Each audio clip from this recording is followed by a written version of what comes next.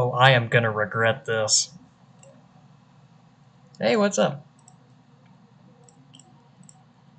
It is time. It is time for something truly diabolical. Hang on, let me turn down my mic the tiniest bit so that it doesn't peak. That should be good. So, the plan for today is I'm gonna do dailies and the weekly, and then after that's done, I'm gonna be spending a few hours trying for a very specific event. So this event in particular is the floating city laundromat.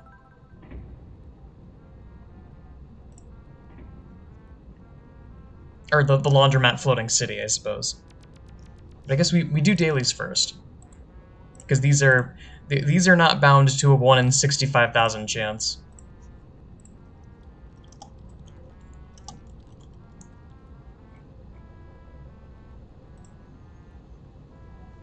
We got Forest Carnival, we got Blue Screen Void, and Forgotten Megalopolis. That one's gonna take a while. No clue where that vending machine is, but the rest of the stuff is pretty standard.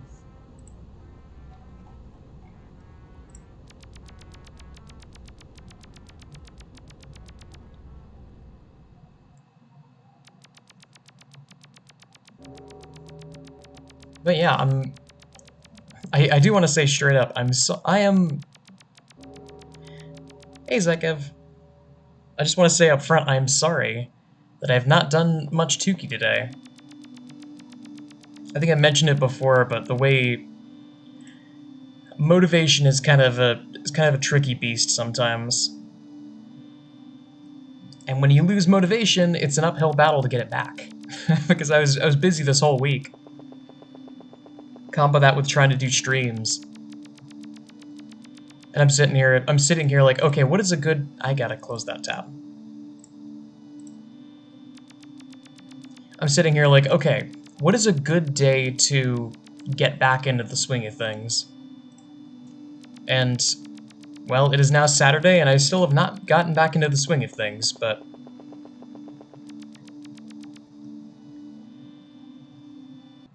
exams are right around the corner, which, I mean, paradoxically... No, I haven't. I've not heard of this new time trial badge. Exams are coming up soon for some of my classes, which paradoxically means that I have more free time. You'd think it means that I have less, but I'm not too worried about them. I forgot how in-depth this area was.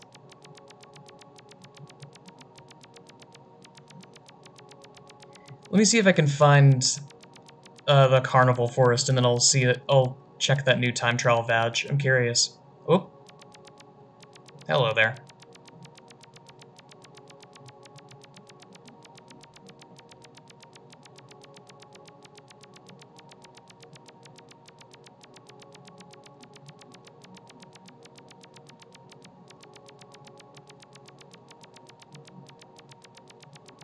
I should have...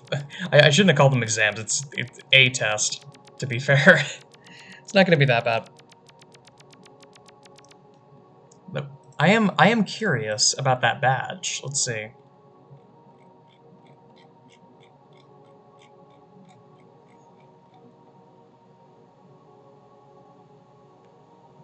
Magical Passage.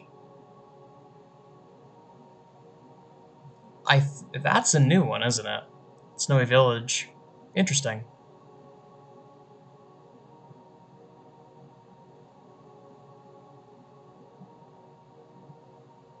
Yeah. Cool. This is... yeah, this is Noel Doof.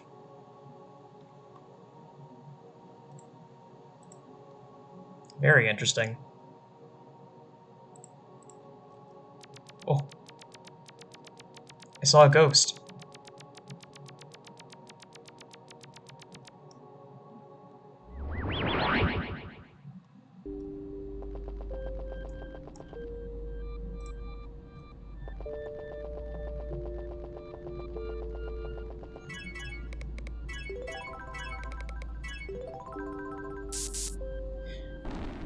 Also, just to ask, is the mic quality good? Oh, hey.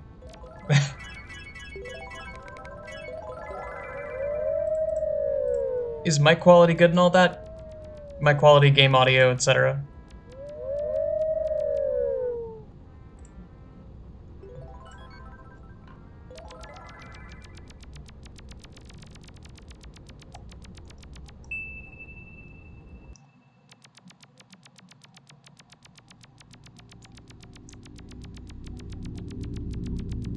Because I'm fully aware that that is not a having consistent audio mixing is not a strength of mine. Combine that with the fact that I am playing a game like Tuki, where the audio is constantly in flux like this. Okay, it's good enough.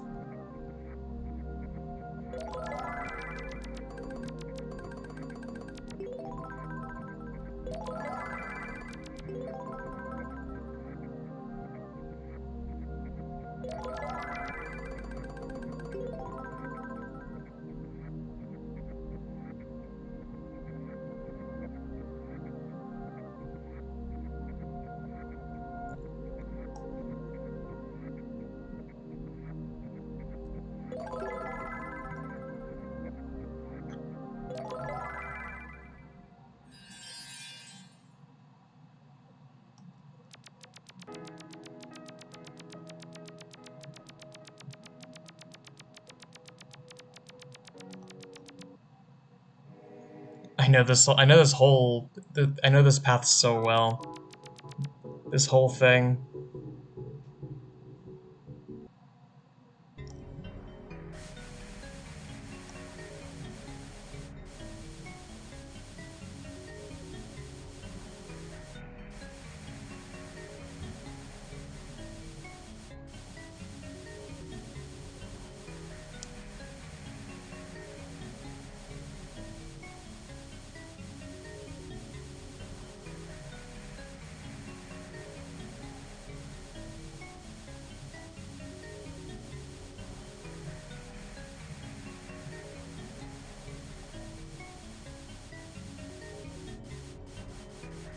Where is he?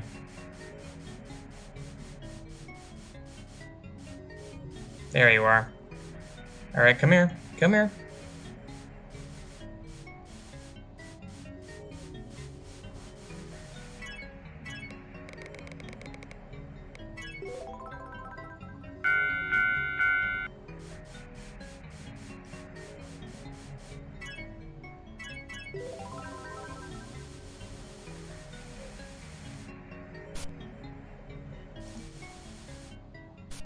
I might have to give this a courtesy reload after I'm done. After I'm done with this daily. Because I'm going to be on the path to Forgotten Megalopolis for a while.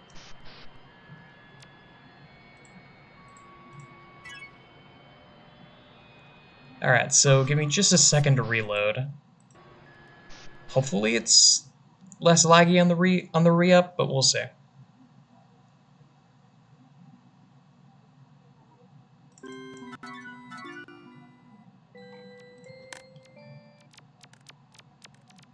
Already seems way better.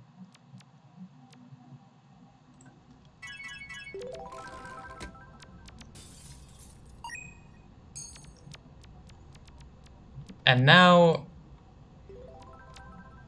Forgotten Megalopolis is going to take a while.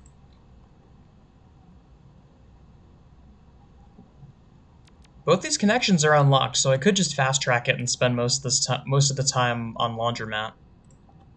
I think I might do that.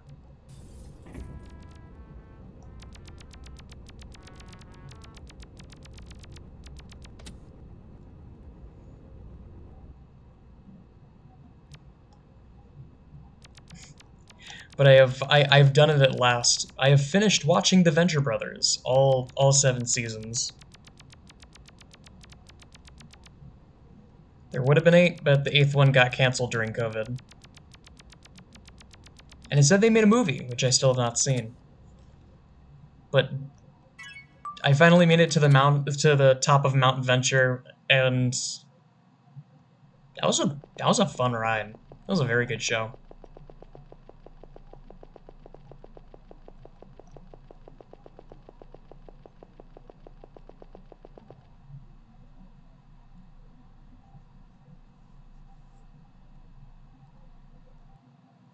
because it definitely helps that I am a super nerd when it comes to well, maybe not that much of a super nerd when it comes to like comic stuff and like the golden age of Stan Lee and Jack Kirby Marvel comics.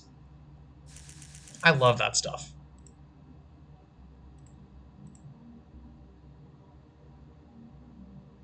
This was Hand Passage, right? It's this path. Like, it doesn't help that I love the old ways of Marvel Comics long before the Disney acquisition of Stan Lee and Jack Kirby. So I'm a sucker for shows and media that take inspiration.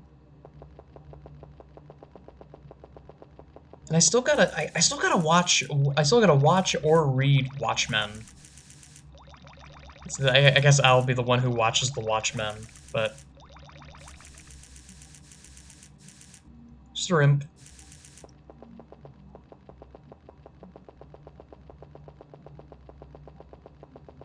But I remember I read Invincible and I really, really, really liked it. And yes, I did say read. It's based on a graphic novel. Or the show is, rather. And for those of you that have only seen the show and haven't read the graphic novel, obviously I'm not going to spoil stuff, but it is a really long graphic novel. Like if I recall correctly, I haven't seen the second season, but have a general gist of how the first season went, and first season ends around where big fight, then Omni-Man leaves Earth. Out of all of Invincible, that was 2 issues. There are 25. It is ludicrously long. Hell, they probably might trim it down.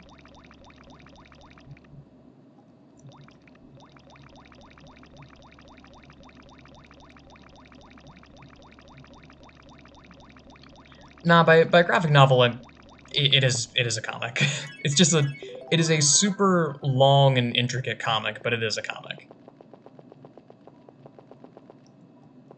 I am going the wrong way, I think, but it's worth going off of muscle memory. I think it's this way.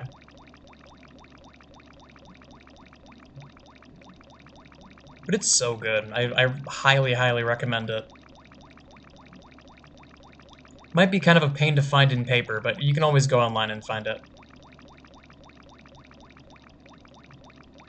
And I mean, Invincible is also such a big love letter to the old ways of Marvel Comics. It's kind of insane.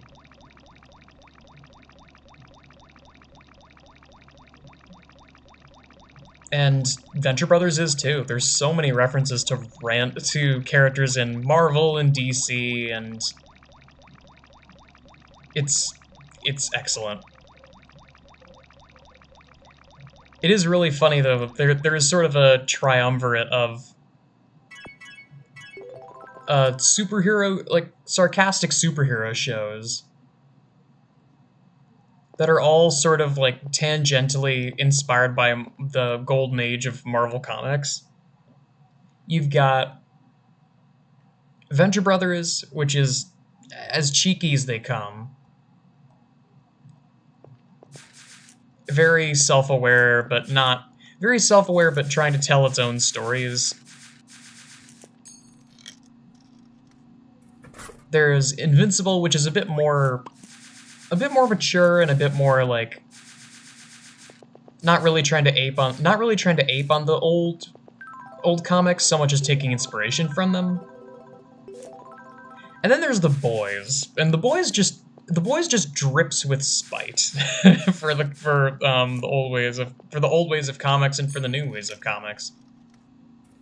Fairly certain the creator of The Boys has it on record that he hates reading comics, or he hates reading superhero comics rather. And the whole reason why he made The Boys was as a satire of the whole medium. Now, the difference is that the graphic novel, there is also a comic for the boys, and it is really unpleasant. It's got the same kind of tone, it's got the same kind of like tone and sort of mission statement that the show does, but it's done with a way less grace.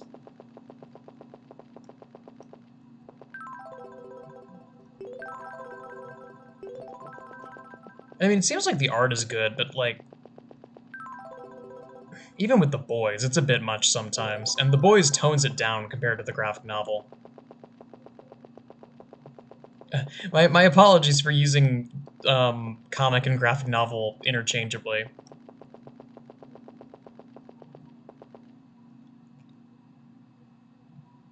I genuinely forget what the difference is. I think, like, comics are syndicated like a TV show, where graphic novels are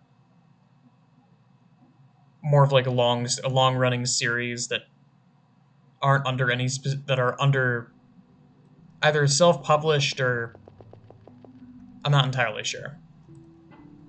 There's some dividing factor between the two, but I don't remember it. Like Bone is a graphic novel. I know that for sure. It's not a comic. And Bone is also really good. Very, very good. If you want to like introduce a kid to the world of like grand sweeping stories and comic books and all that stuff, give them Bone.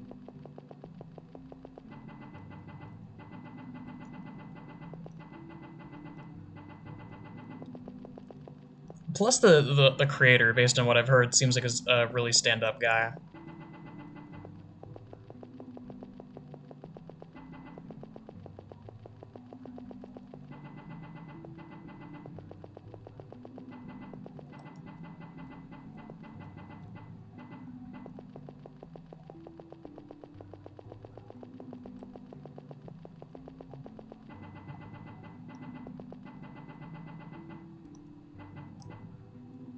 Okay, where am I?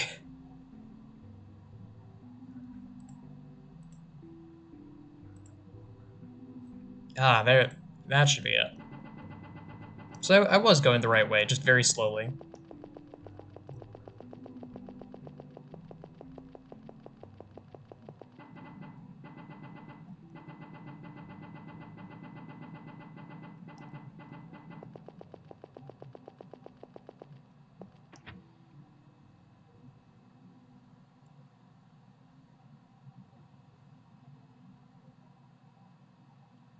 I think this is our stop.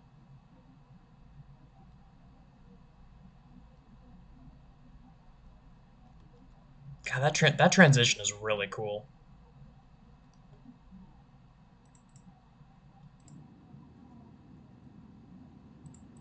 Ugh. Now the question is, do I want to keep going all the way up to Rusted Factory? And the answer is not really, because this area is also huge. So I'm fine with abandoning ship and moving on to the main event. So, the plan from here on out is pretty straightforward. I'm going to try and roll a 1 in 65,536 chance. Oh, that's Tomb of Velides. Right, wrong place.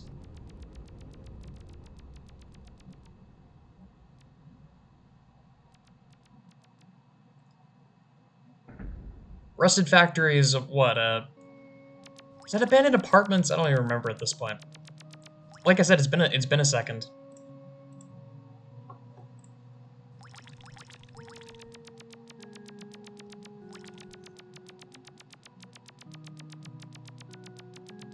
And the route to Tomb of Velides is also kind of a headache. So I'm fine with I'm equally fine with bailing.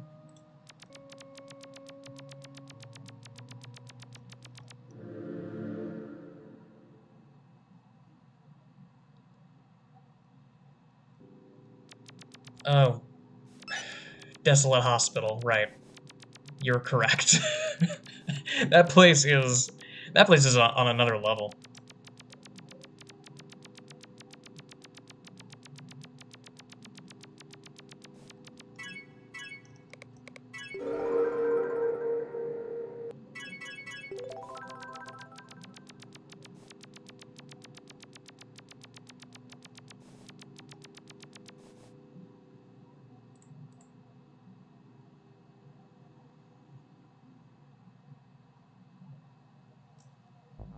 Alright.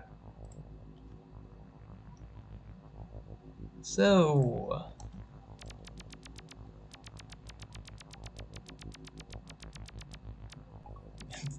the gay forest.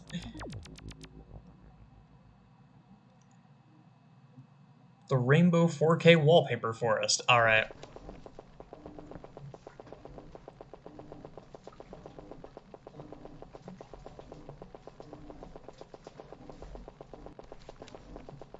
Alright, so...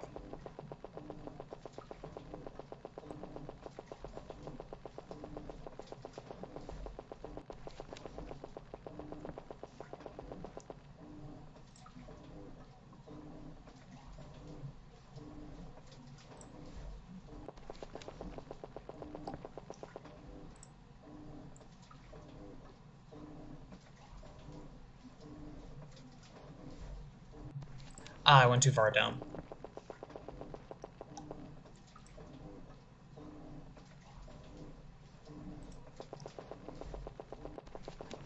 Up and then right should be our quarry.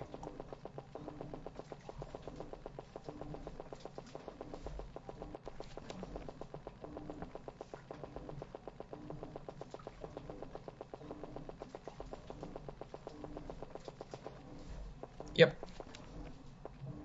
Oh. Well, hello over there.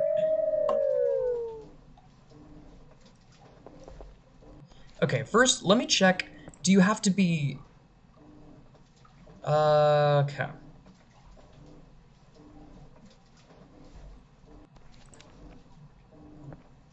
I'm not actually sure if you have to be out of the area or out of the sub-area. Let me check the map. I think my best option is to just keep going in and out of Wine Cellar.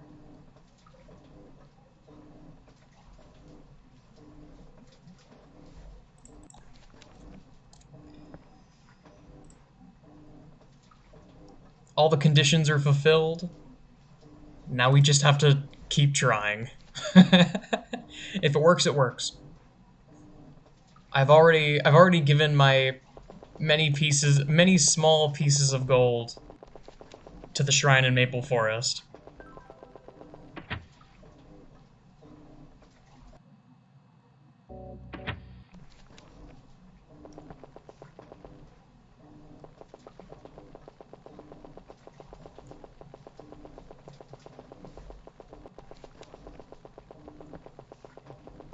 But yeah, Venture Brothers.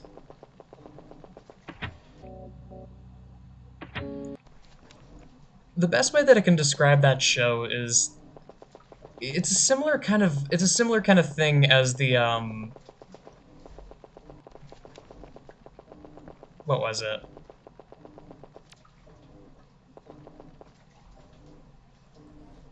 Oh, do you just...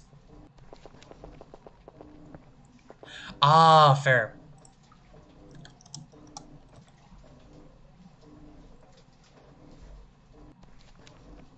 Oh, it's permanent. It saved your save file, and I saved it.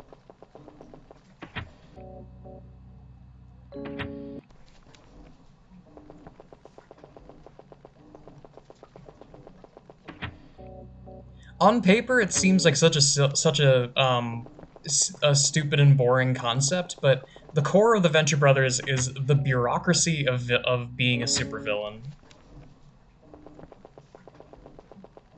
It's genuinely kind of a smart idea because, like, yeah, if there were supervillains and super scientists out in the real world, there clearly aren't, but if there were, it wouldn't really do for them to just go out and have someone's entire family killed. It's like, yeah, that would technically be, oh, I'm your arch villain. aren't I so evil? But it's taking it way too far. So, a core a core group in the show is a organization called the Guild of Calamitous Intent. And whenever you want to do anything related to supervillains, file a complaint, register with becoming an arch enemy of a super scientist or superhero, you gotta go to the guild. So the entire show just revolves around the politics of the guild and how a family of scientists sort of get wrapped up in everything. Since the main character is what's his face? Dr. Rusty Venture, son of the late Jonas Venture, who was basically like an Iron Man, Superman, Batman sort of type.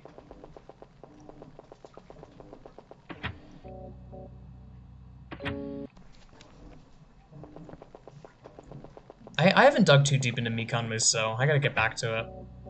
Hell, I gotta get back to a lot of these fan games. I touched on them once for a 30-minute session and then never really touched them again besides Uneven Dream.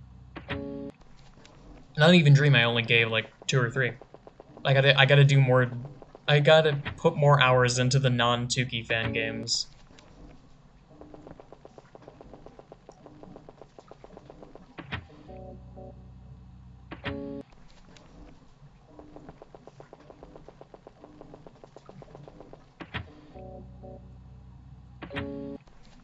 But that show is extremely, extremely good. It starts out a little rocky.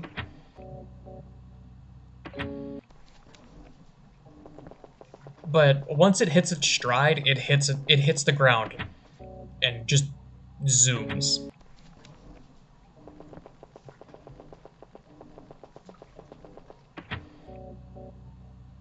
There's so many good lines. There's so many good lines, there's so many great characters, there's so many great callbacks to previous episodes where there's a one-off villain that has not even 10 seconds of screen time, and then 4 seasons go by and the whole plot of an episode revolves around that character who had 10 seconds of screen time previously.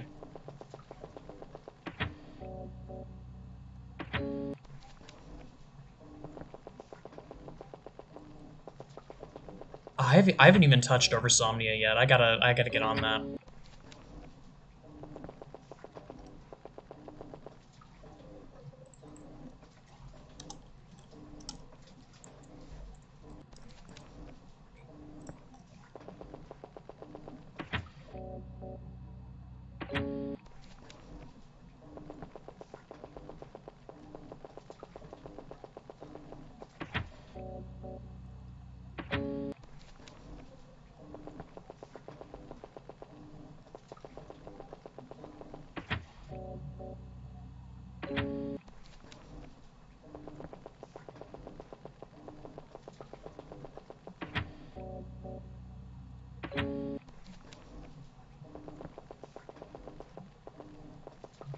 It really is worth going all the way through it because it's good. It's very. I think I read on the Wikipedia page the way that it was described.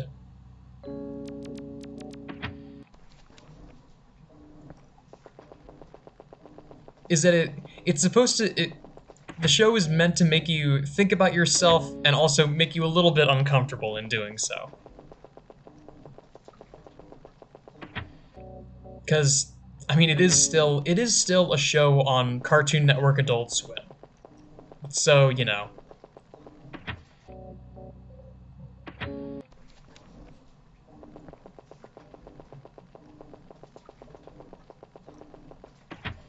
All the offenses and vague discomforts that come from being a show on Adult Swim come with that show as well.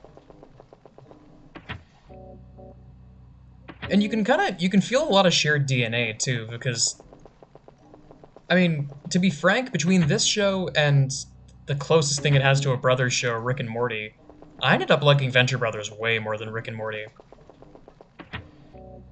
Because I'm not sure how to describe it. There's this sort of... Like, every show handles Flanderization of their characters in a different way. And if you don't know what Flanderization is, it's a term that was used mostly for The Simpsons, but it applies to a whole host of other shows. Where basically every sitcom, to be frank, is that as a show just goes on season to season, syndication to syndication, it just keeps going, keeps getting larger, and public opinion of the character starts to impact the character's writing. The characters start to get simplified slowly but surely. And then by the time you make it to season 10, season 12, season whatever, the characters aren't nearly as complex as they used to be because they've been boiled down to their bare essentials.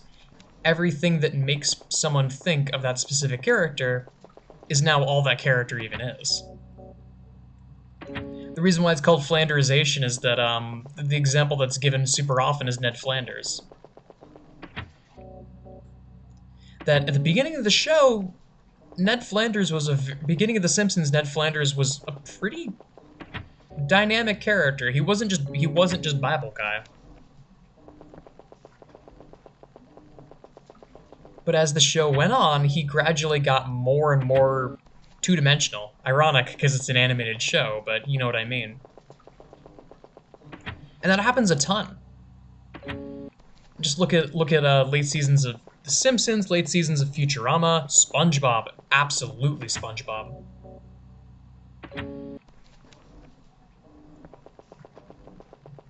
And yeah, with SpongeBob, it's kind of a special case because it almost feels like the characters have changed entirely. Patrick Star in the first season versus the most recent season is a completely different character. No questions asked.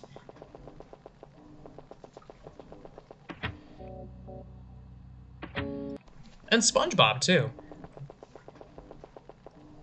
Though I think, when it comes to SpongeBob and, like, SpongeBob himself, I think part of that was, I don't remember what season it happened, but there was a point in time where Steven Hillenburg got pressure from upstairs to make SpongeBob more childish.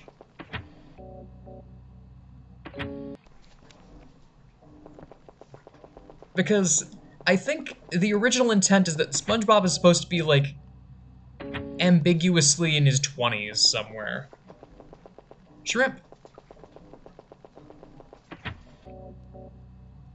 He's, like, ambiguously in his mid-20s, I think. Maybe early 20s?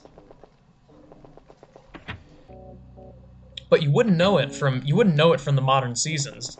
In the modern seasons, he acts like an 11-year-old.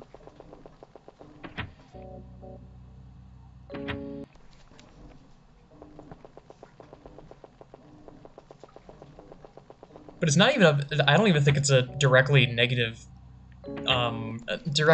result, because it also led to the introduction of stuff like, I mean, SpongeBob's parents don't add too much to it, but it also led to the introduction of boating school, and boating school houses some of the better SpongeBob episodes, to be fair. So maybe that it was a double-edged sword.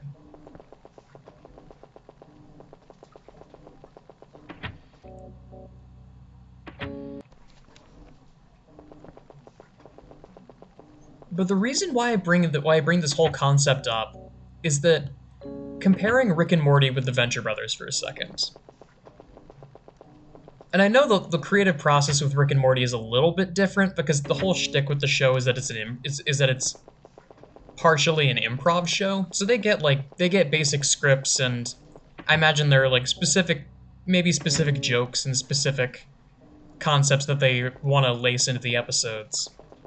But for most of it, it's just Dan Harmon and the rest of the actors riffing and doing whatever.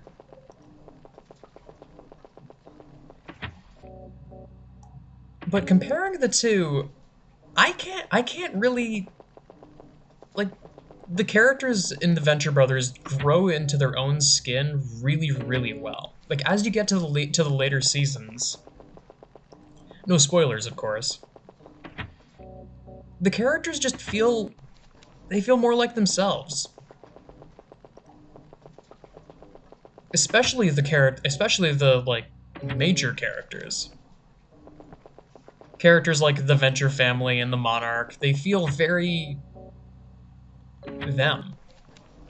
It's almost like the opposite of being Flanderized. They get this far, and then like all the conflict is over. They're not caricatures of anything. They're just themselves, and it's really refreshing.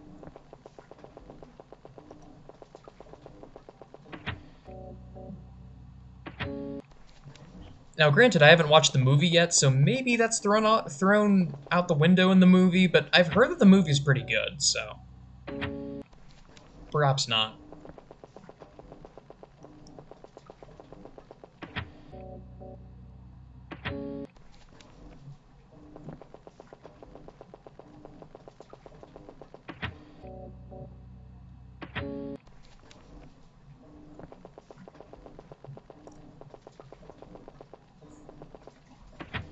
But I've had a very interesting experience when it comes to TV shows, because I was a Nickelodeon kid.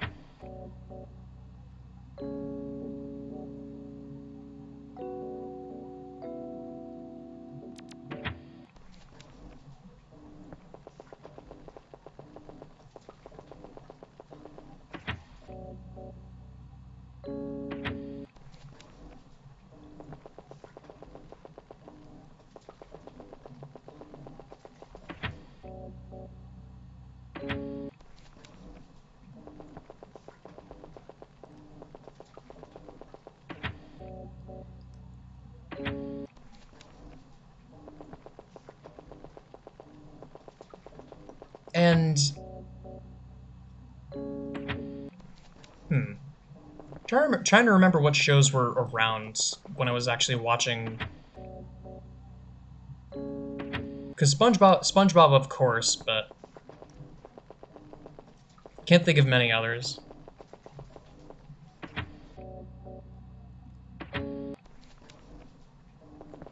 On one hand, I really wish I was a Cartoon Network or a Disney kid.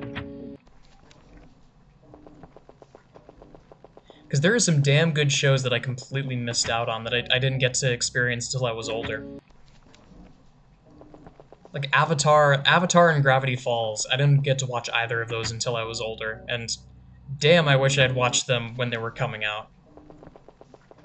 Both those shows rock.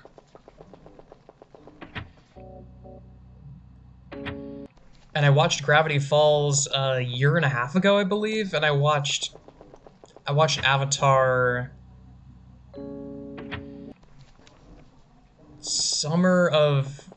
the summer before freshman year of college, I think.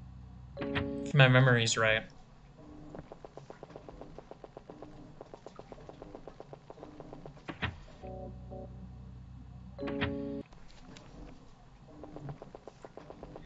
But it definitely gives you a new perspective of the show based on when you watch it.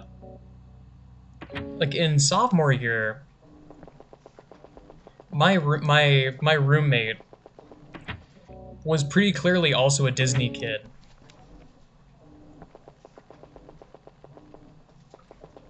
And he would constantly have Phineas and Ferb on, and would just watch and rewatch the old episodes. And I gotta say, having not grown up with the show, I did not appreciate it nearly as much as I probably would have if I had grown up with it.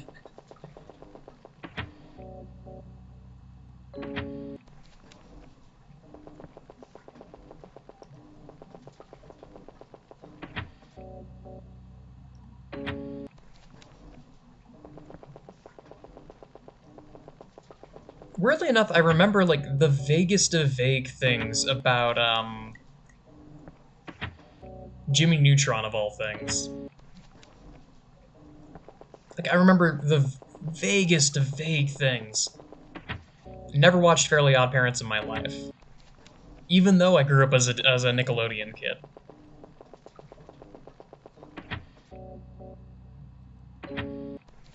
But I remember seeing one, maybe two episodes.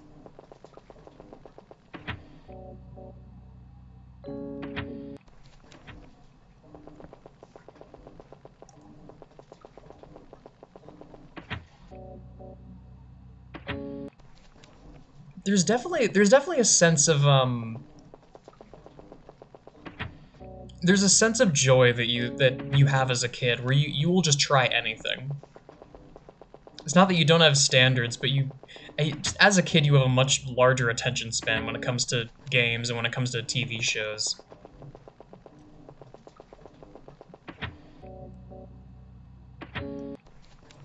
Like, I played and watched some hot garbage when I was a kid, but I didn't care. It was something to pass the time. Because I was a kid, what else was I gonna do?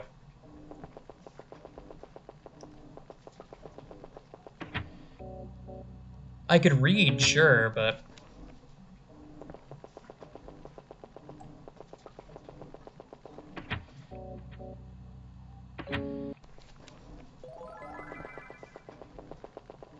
I don't know. Reading just never really captured me the same way that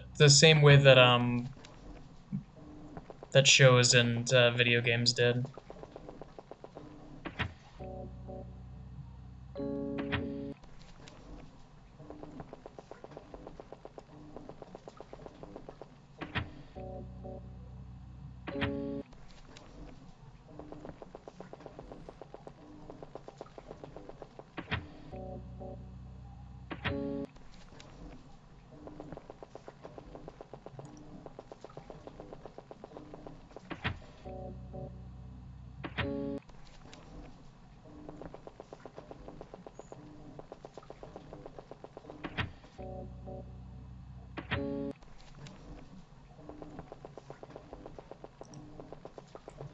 Yeah, it is. It's a 1 in 65,000 chance, to be fair. We'll get there when we get there. Or I spend like 2 or 3 hours sitting here doing nothing, which I'm honestly fine with. I got no homework.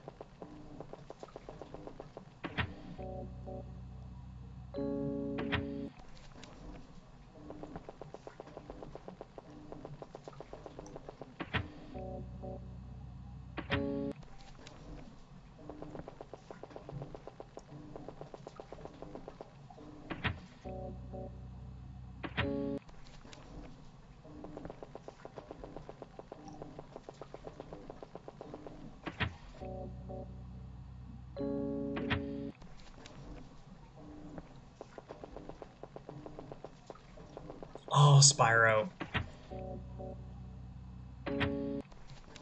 So I got really lucky because there were some games that my parents had that they just never really touched anymore that got passed down to us.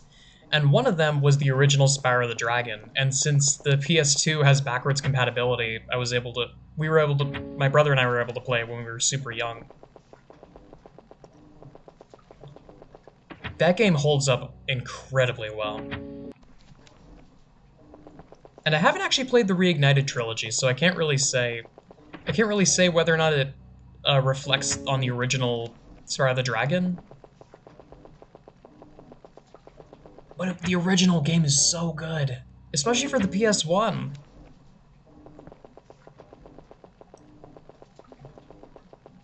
But I vaguely remember playing Crash Bandicoot. I vaguely remember playing the first Jak and Daxter, never got either of the sequels, and maybe that's for the best from what I've heard.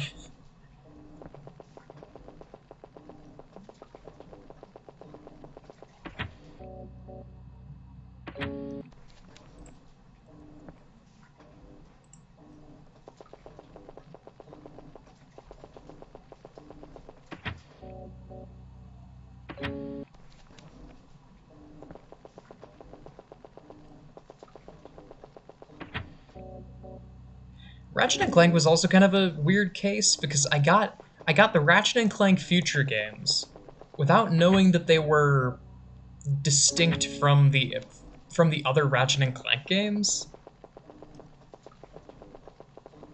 And to this day, I've never played the original trilogy. I should definitely play them at some point, though, because I've only heard good things. I just never gotten around to it.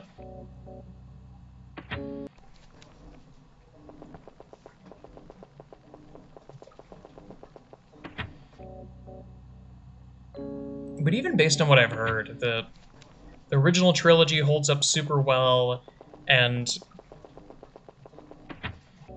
Ratchet and Clank Future: A Crack in Time is one of my favorite PS3 games of all time. Might be one of my favorite games of all time. That game is incredible. Really, really good PlayStation mascot game.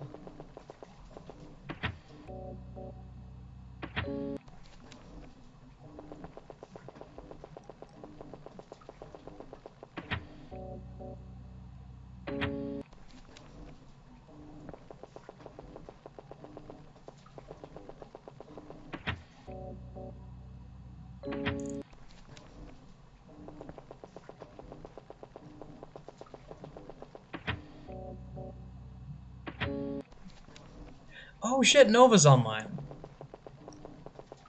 Awesome.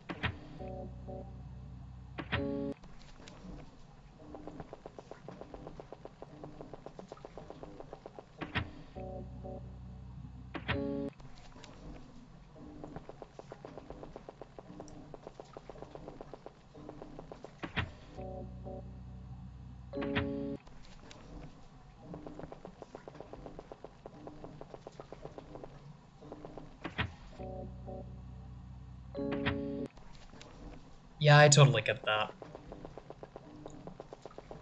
The future games and the future games and the I can't even call it trilogy because there were more than 3 games before Future. But the Future trilogy feel much more, I don't want to say cynical, but they feel a lot more, they feel a lot more heavy.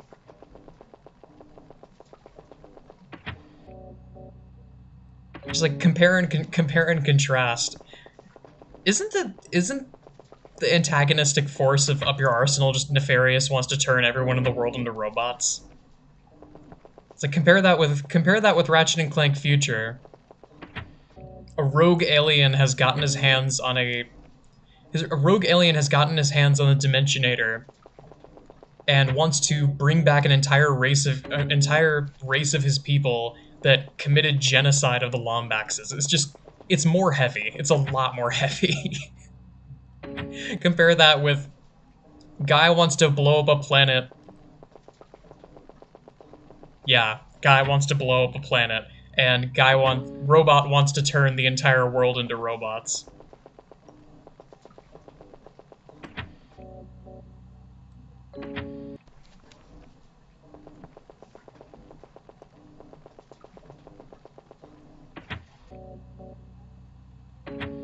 Going from having the same motivations as Marvin Martian to an actual super serious sci-fi plot is a little bit of a jump.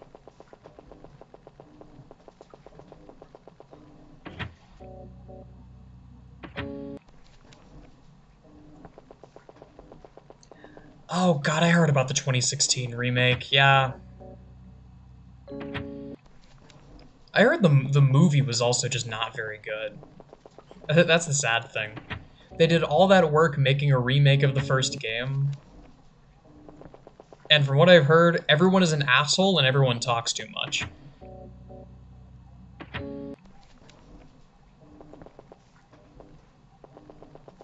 Oh, gross. Yeah, that's awful. Uh-oh. Oh no.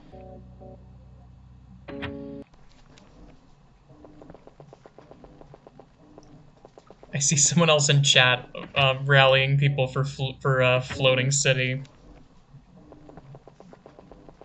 This is my sin. I will atone for my own mistakes of promising that I would do this.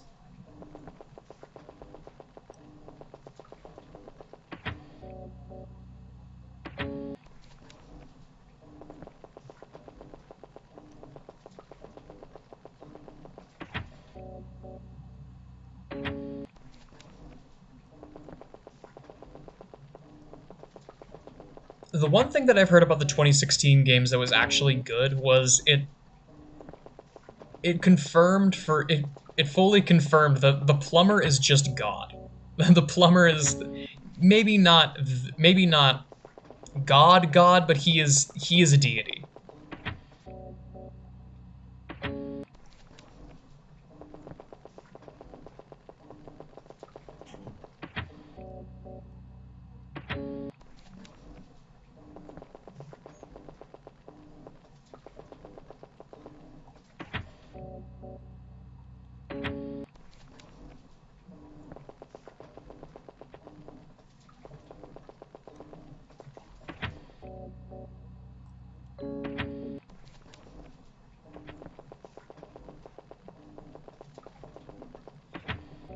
Just based on what I've seen, I think I like Quark better in the future games, but I haven't experienced him too much in the original set to really say.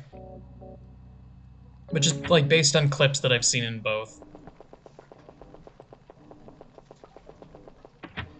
it is hard to say.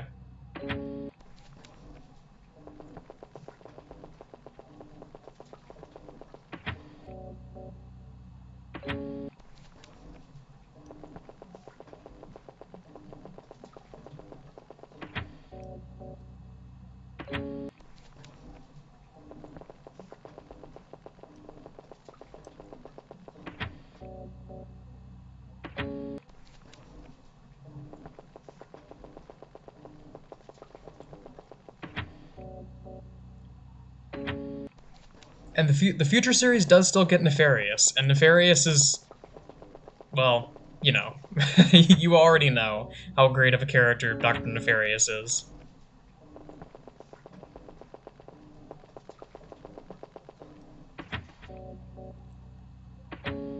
Jak and Daxter is kind of a weird case because the first game is very, very good.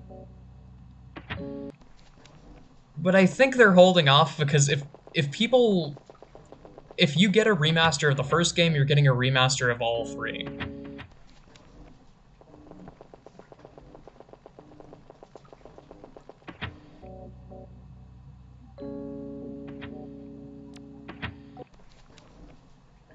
Yeah, I'm still kind of chafed at the Last of Us situation. I have not even played either of the Last of Us games, but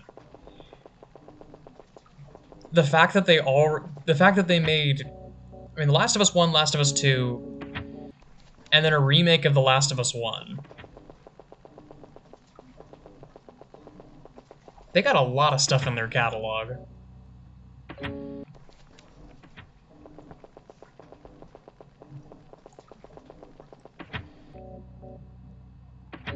Not to mention, I'm still a little bit chuffed that the Last of Us remaster beat, I think it was Pizza Tower for best soundtrack in the Steam Awards this year.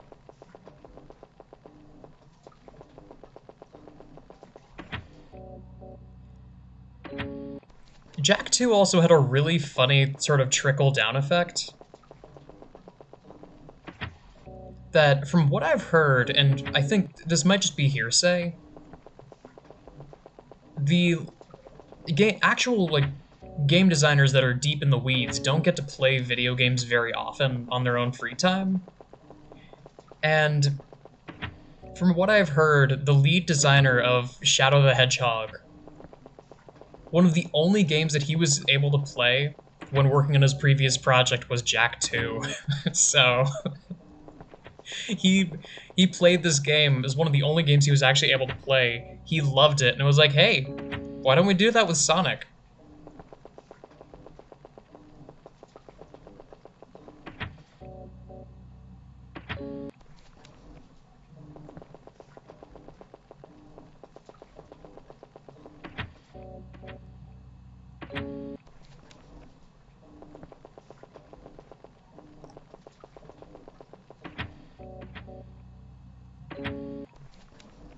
The first game is really lighthearted. It's just you're just I don't remember.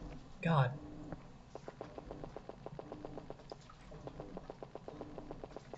What even was the plot of Jack 1 at the start of it all? Was it just walk around and get power cells, or was there something more to it?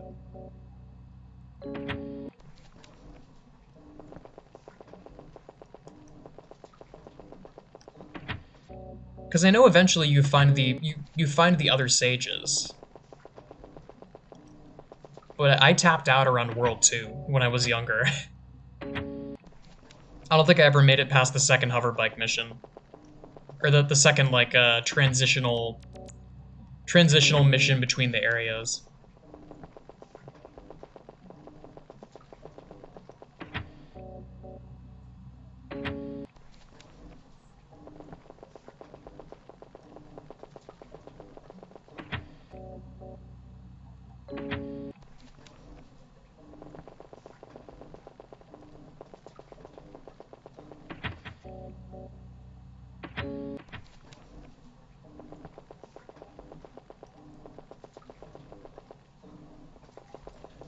Oh, right.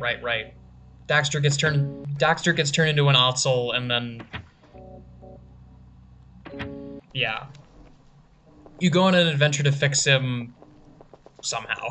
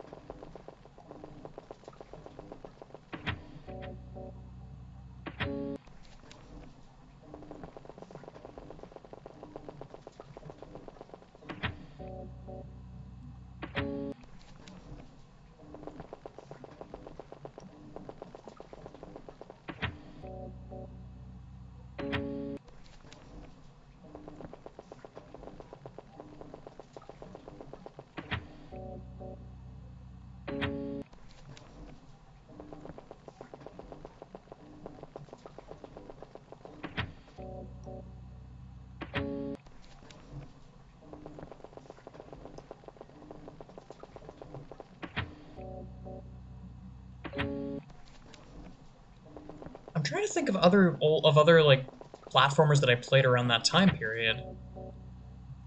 The only other one that comes to mind is Pac-Man World. Yeah, Rift Apart is on PC. I I've had it on my radar for a while, but it is, it's $60, so I probably am going to have to wait until I have an actual source of income. But I've been eyeing it for a long while.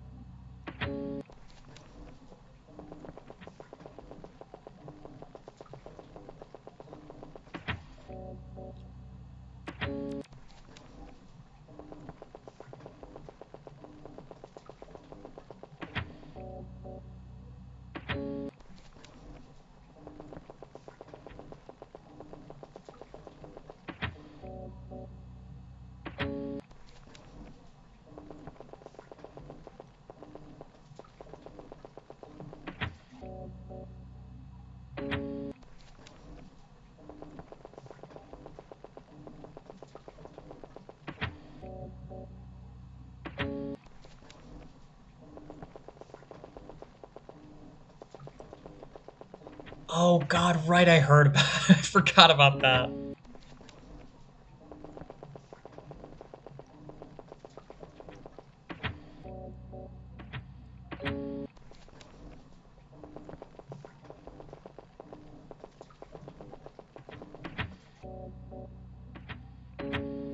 I think what ended up happening is that as the series went on, as I guess what Future tried to do, it sort of transitioned from Lombaxes are around, but they're very sparse, to the Future games where it's basically, yeah, Lombaxes are extinct.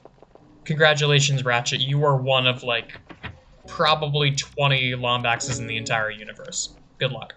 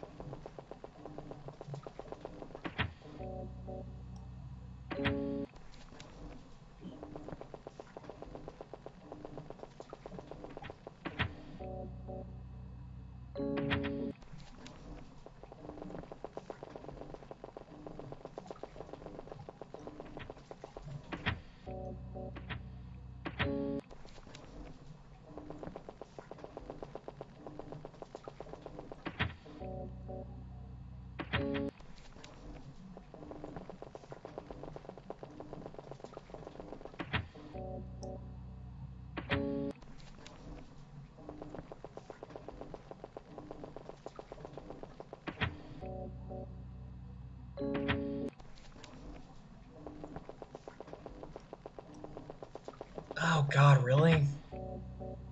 That is... that's awful.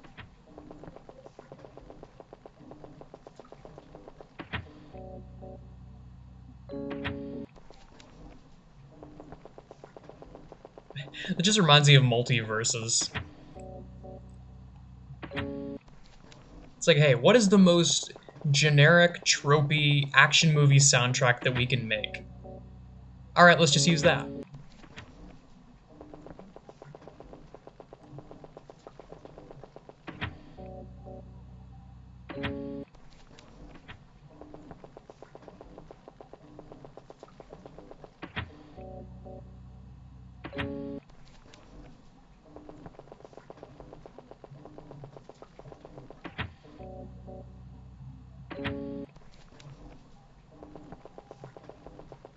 And I mean, from what I've seen, it seems like Insomniac is usually really good at keeping the people from upstairs from interfering super often. The 2016 movie feels like the movie and resulting game feels like the one time that they really got put through the ringer by the people from upstairs. And so like, okay, we have this list of specific demands that we need in this Ratchet and Clank game because we want the movie to do well. What about the game? Well, it'll sell alright. It's a remake of the original. People like the original, right?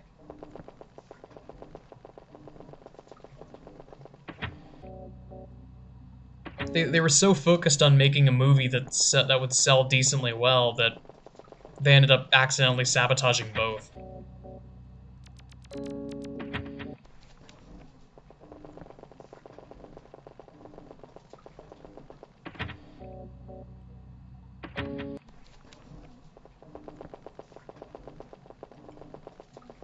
Video game movies are tricky business.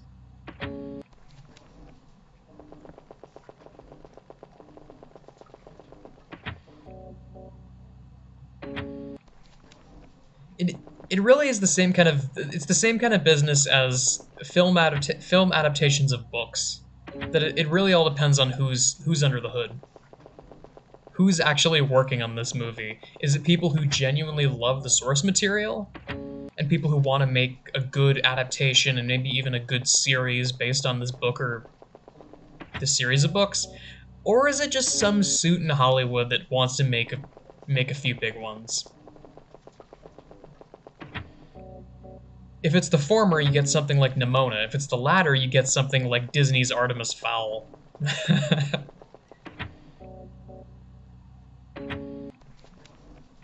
I've seen one, I definitely don't plan on seeing the other.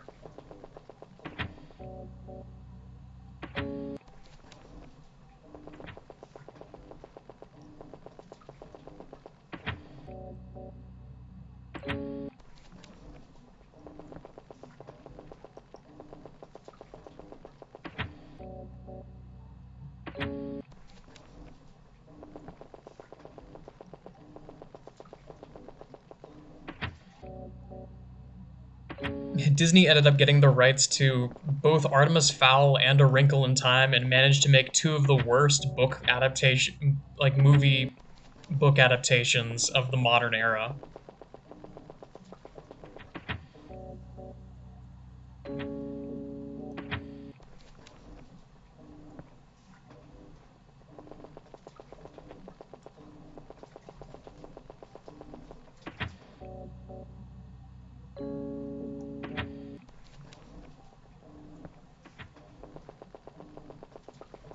I'm happy for the people that wanted the One Piece live action to be good.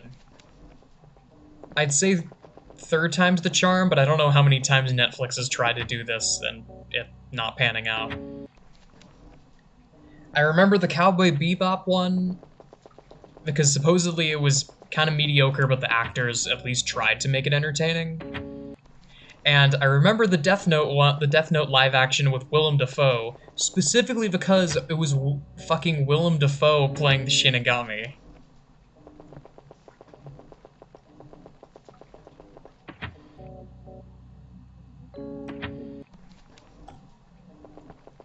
That's an inspired decision if I've ever heard one. But Netflix has tried to make a live action adaptation of an animated show for a long time now. I'm happy for them that they finally managed to make one stick.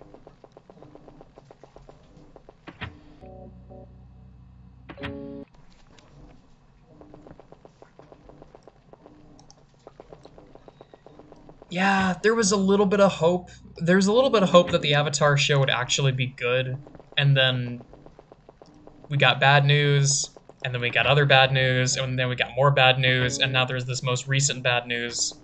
It's not going to be very good. I don't think it's going to be M. Night Shyamalan tier, but I don't see it being a very good show. Yeah, the original writers left a long time ago. They made a whole post about it on Twitter, essentially saying, our creative vision is clashing with the creative vision of the new writers, and we want out.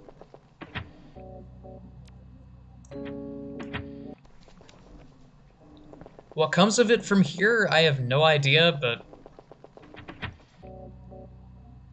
I sure hope those suits at Netflix know what they're doing.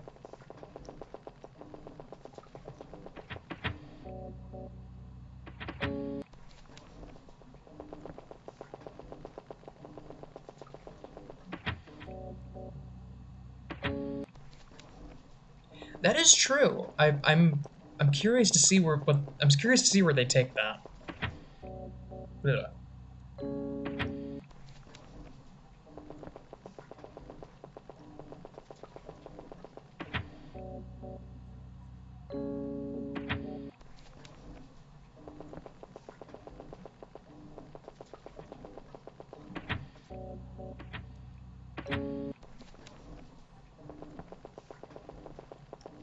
There's that, and there's also, whenever the heck it comes out, there's also whatever new show Alex Hirsch has been working on for the past few years.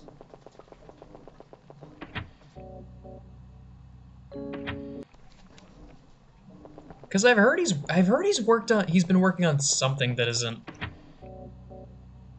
Gravity Falls.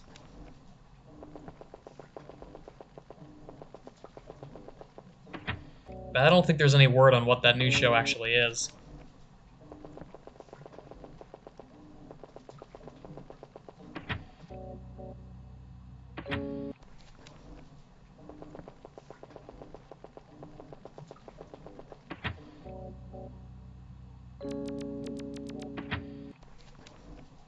Oh, thank you.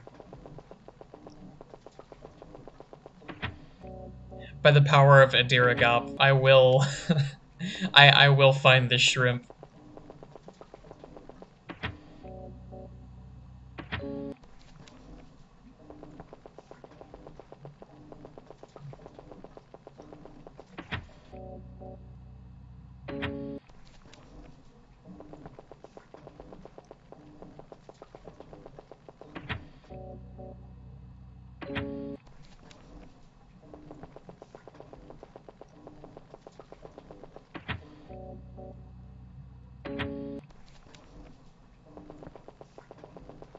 So what I'm doing is up there in the corner, that's the washing machine that becomes a shrimp.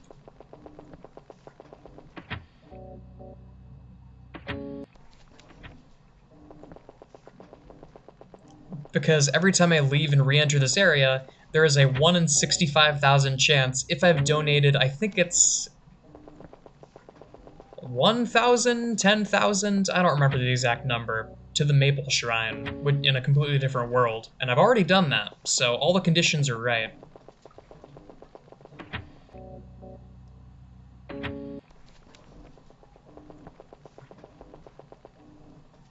But if the conditions are right, there will be a big red shrimp over there. And from there I can just walk out the door and go up and enter Floating City.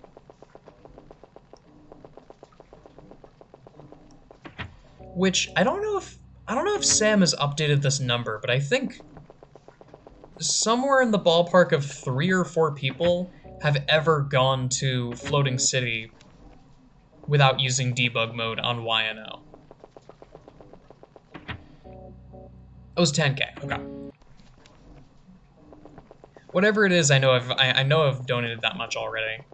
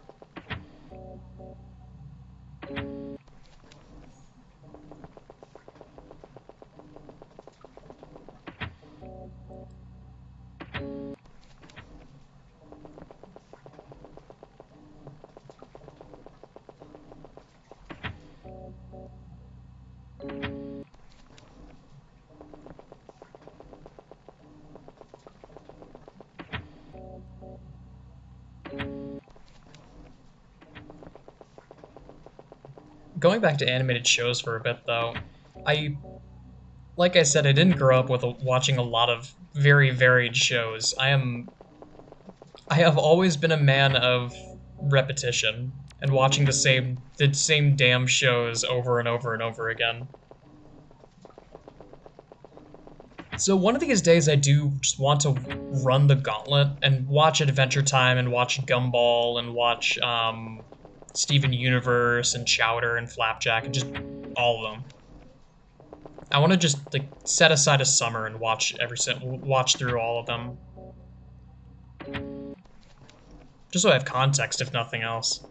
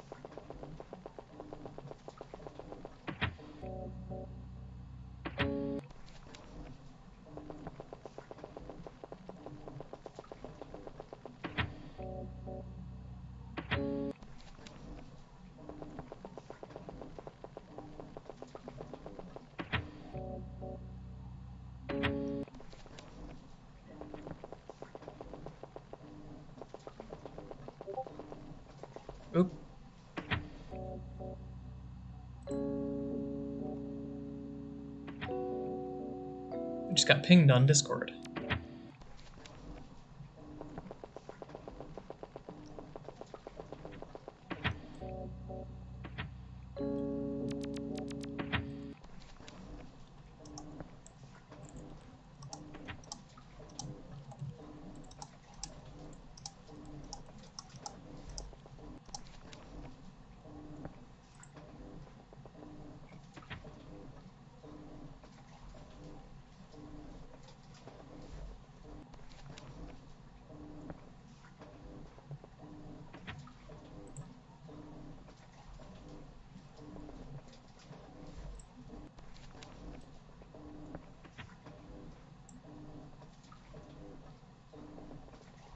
Sorry for the wait.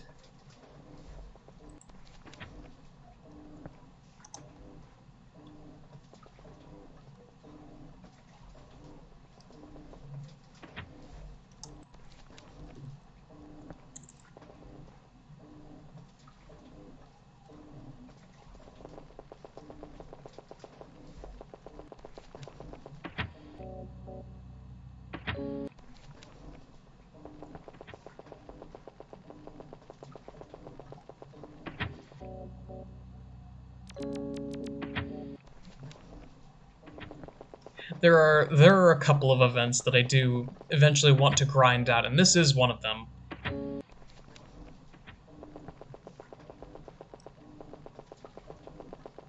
And this is a bit like starting a career in mountain climbing by climbing Everest first, but I do eventually want to do this. I want to do Gallery of Me. I want to do, because I still haven't gotten Gallery of Me even after all this time.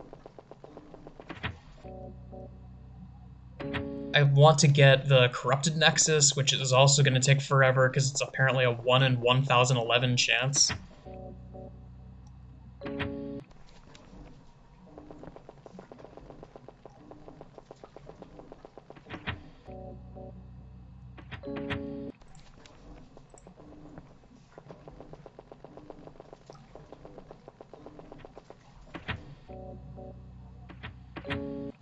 But I think I'll make it I might make this a regular occurrence.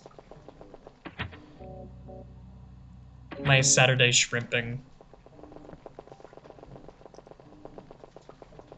In fact, hey, that gives me an excuse to get back to actually doing Tukey regularly as videos. Because if I'm just doing this for what will probably be weeks into months, considering, you know, how rare this event is, gives me an excuse to go back and do Tukey because I'm not waiting on anything else to happen. And I got a lot that I've missed. Speaking of Adiragop, there's new Adiragop worlds that I gotta go and visit. Some very peculiar new additions, because Adiragop.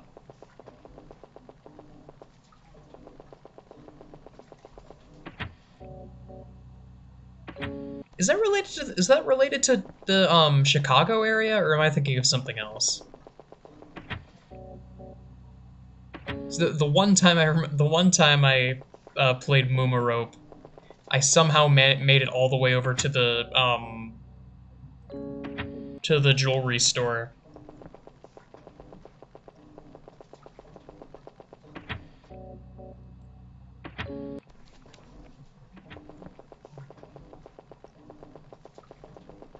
I am interested in seeing the new Adiragop stuff because I've heard, among other things, there's something else. One of the there's either a full area or a sub-area that can only be accessed by waiting 53 minutes in real time. And I've been interested in that one.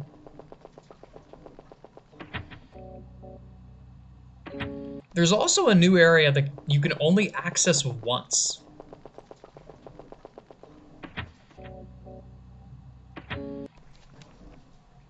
As in, like, once per save file. After that, the connection is permanently locked. Not sure how I feel about that, but it's... I mean, par for the course for Adiragop. Not sure how I feel about it, but it's an interesting concept.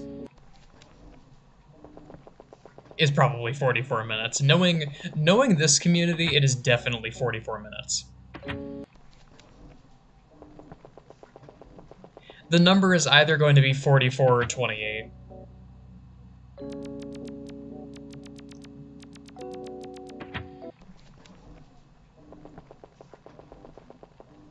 Oh, right, all the names are temp names, right?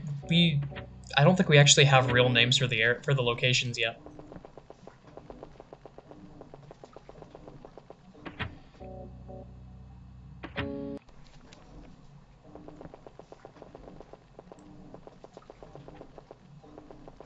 That's true.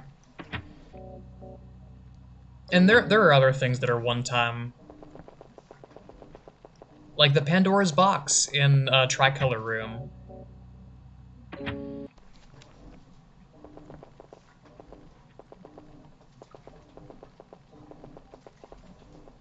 Okay.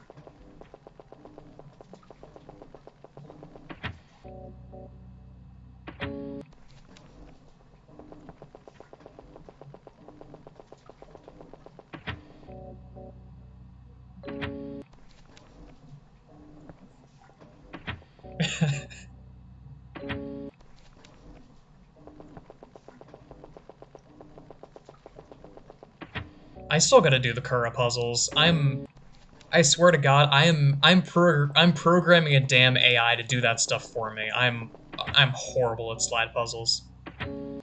I've played enough Professor Layton to know that. I'm just gonna cut my losses and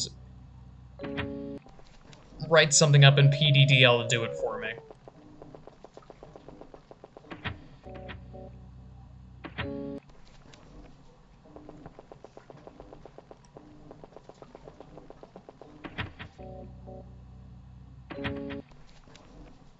Hell, I might make a video of it because it is. I I enjoy computer science. I enjoy coding. AI is cool. AI is cool when it's not being used as a buzzword. So that could be fun to discuss.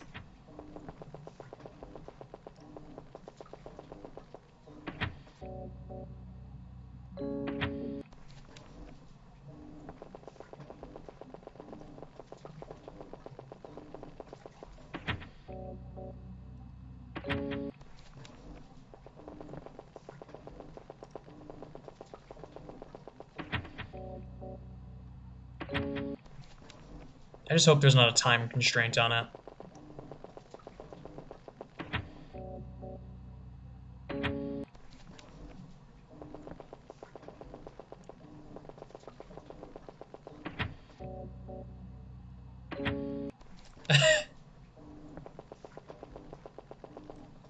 I just hope someone makes dark cheese hall spiders a thing one day. No violence.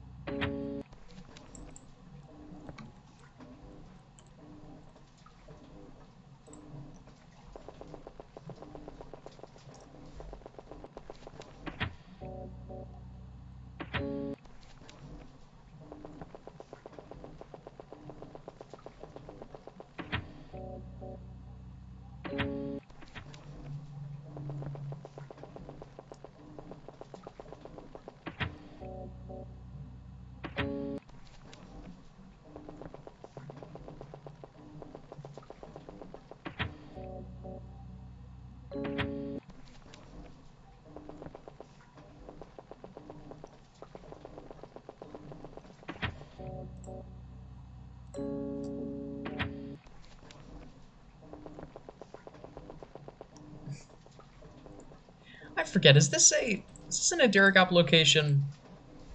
It is an Adiragop location, okay. I do want to go here eventually because it has the goofiest damn name of any world I've ever seen. Pufferfish Extraction Funland. And I guess it is adjacent to Toxic Chemical World. So I guess that's where the chemicals are coming. I guess that's where the toxic chemicals are coming from.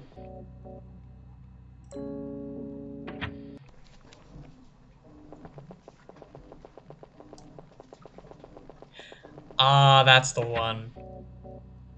Okay, I just saw it in chat. The worst thief ever. That's the 255. That's the 255 thing, isn't it?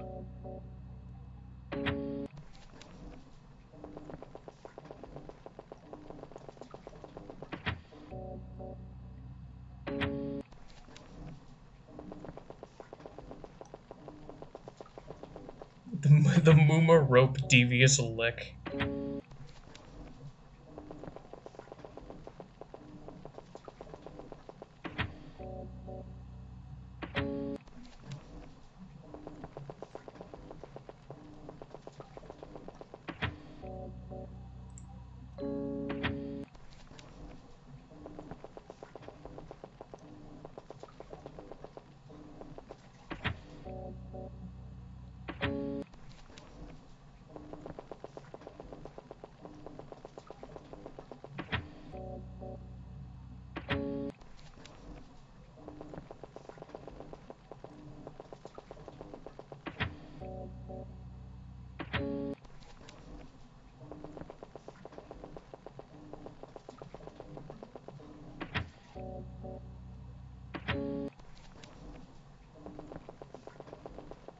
I mean, speaking of long Sisyphean endeavors like this, there is something else that comes to mind. So, near the end of the game in Everhood, there is this hallway that you can walk down. And before you even start walking down, a character walks up to you and says, yeah, that corridor is endless, I wouldn't bother. It's not endless. It has, what, like 888 rooms, something like that? It's some ridiculously large number that has 8s in it. Because Buddhism. If uninterrupted, the whole endeavor takes around 4 hours of constant walking.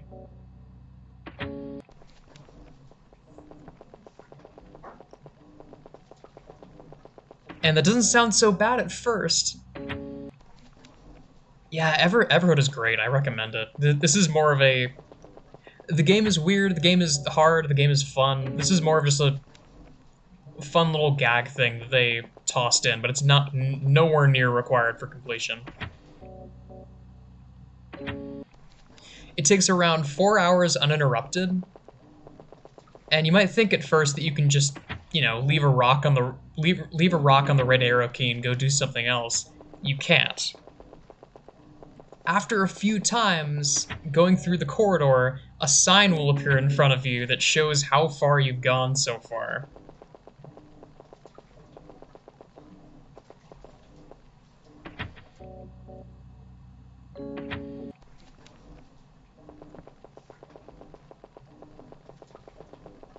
After that, there will also be a couple of rocks that will appear in every room going forward that will block you from just walking straight to the right through each corridor.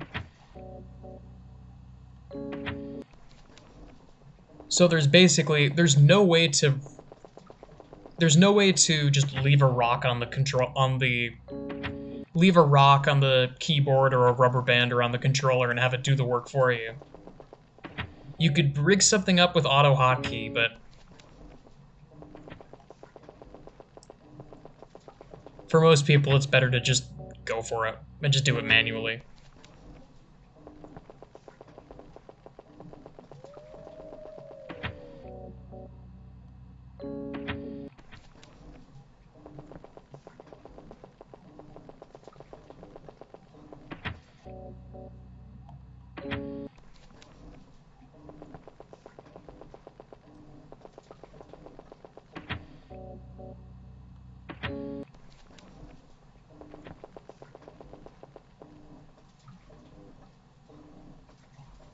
Also, I'll be right back. I gotta run to the bathroom.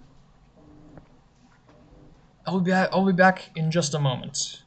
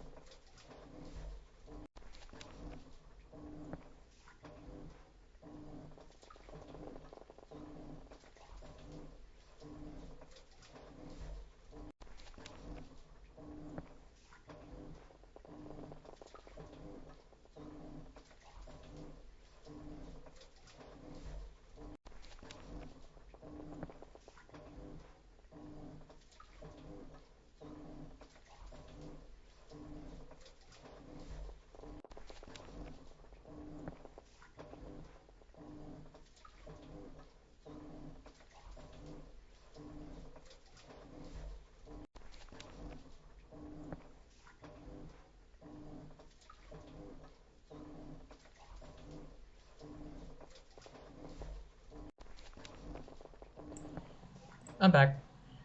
I should have put the overture on. That's my bad.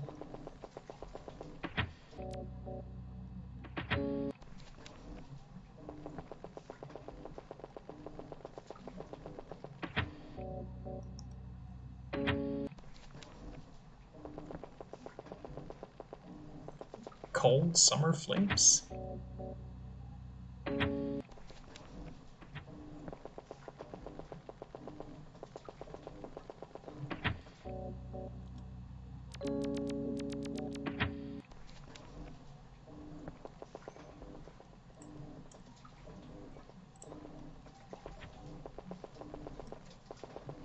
Miss Parasitism. Oh shit. Well, you're not missing too much.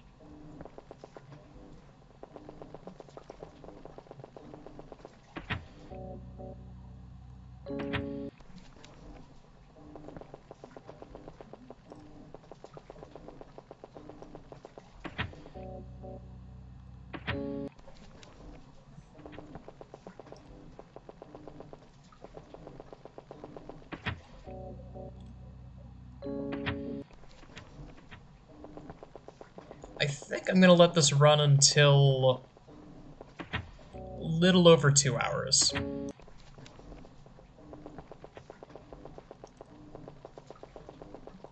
And then if I get nothing, I can just come back and do this later. Because, I mean, yeah. This is a 1 in 65,000 chance. It's... As it turns out, grinding for a little under 2 hours is not good enough.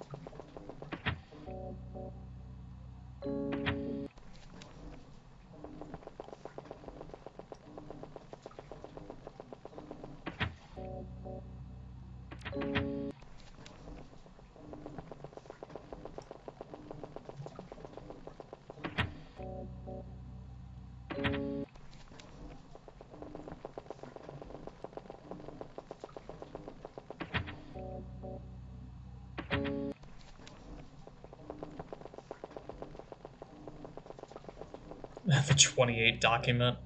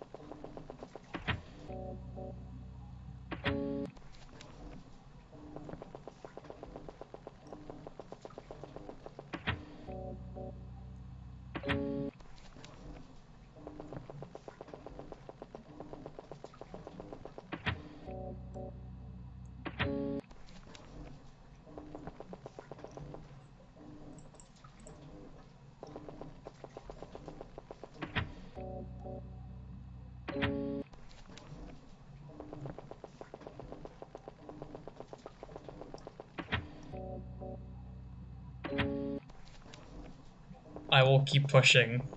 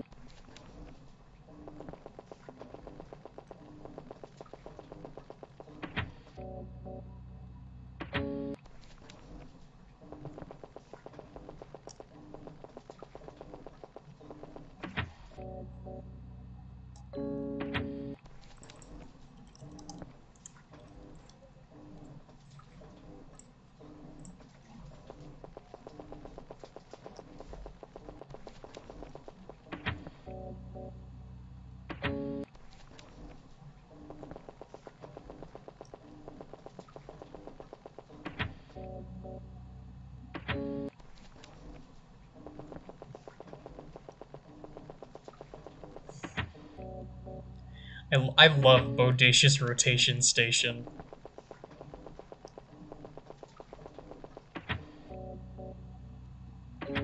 I know that no one who makes Tugi gets paid, but whoever named that world deserves a raise.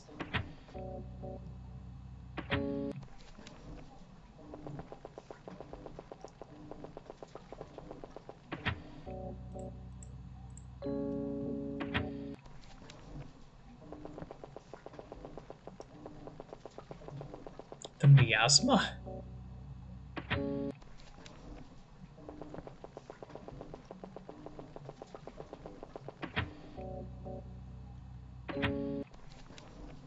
I'm going to assume that's either an in-joke or a Moth Gallery thing. Again, another thing I must explore further.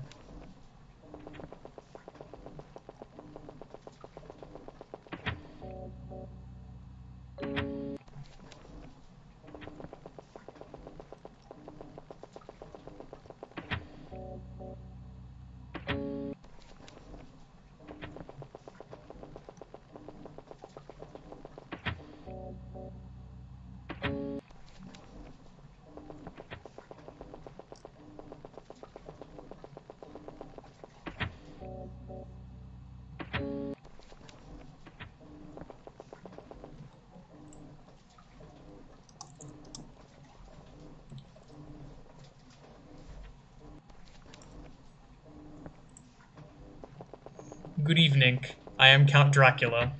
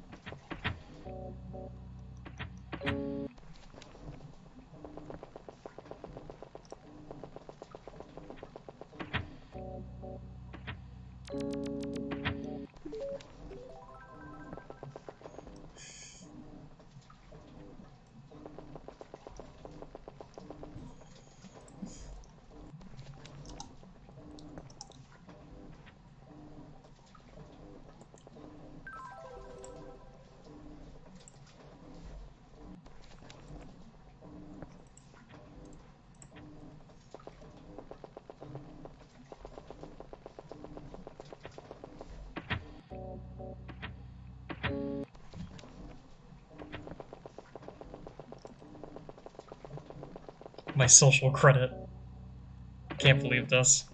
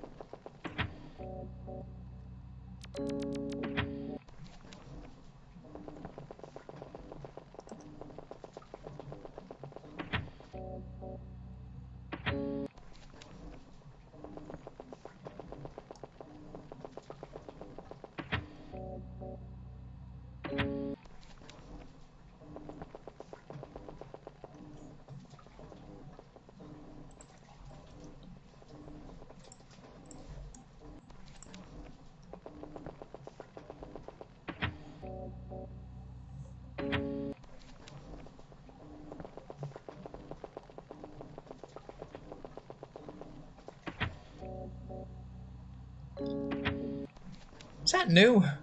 Miso Soup Dungeon?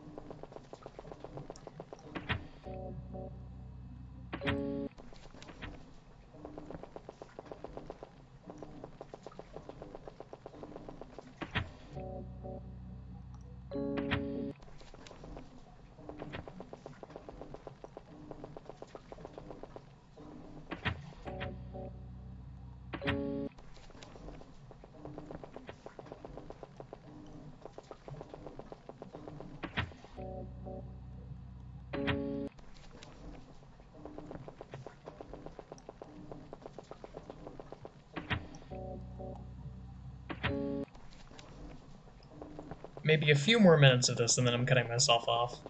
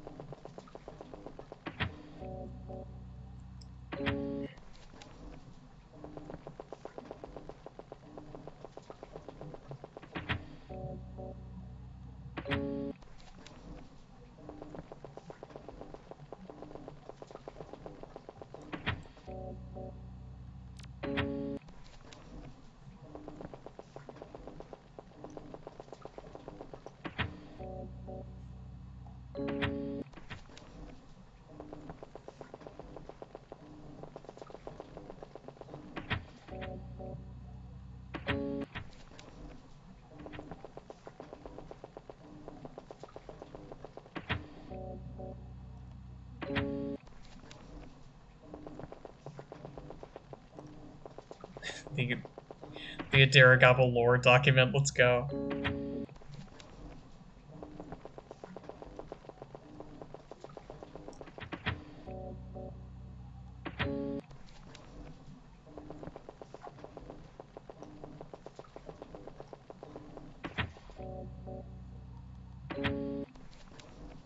Oh right, Ergia runs the Adiragab fan club, don't they?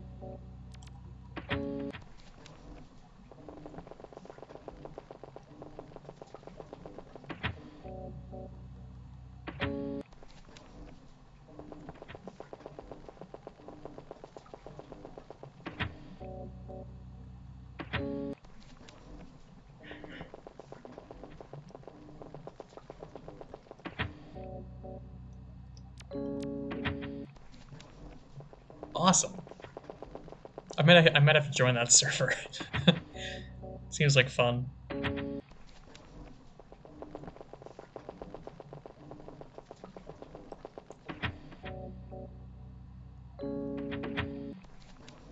Okay, two more tries.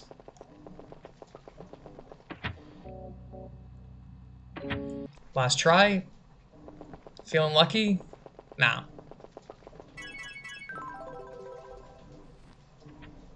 Alright.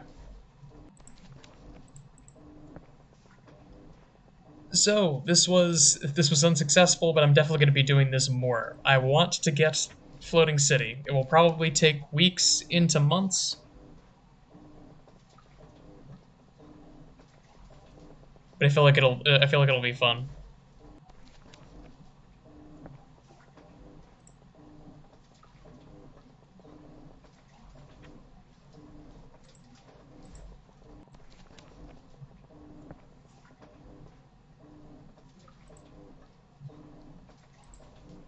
But I'm giving up for the day because I had been going for almost exactly 2 hours. So that'll be all. Yeah, I'll be doing this again later. But I got other junk I gotta do today. So yeah,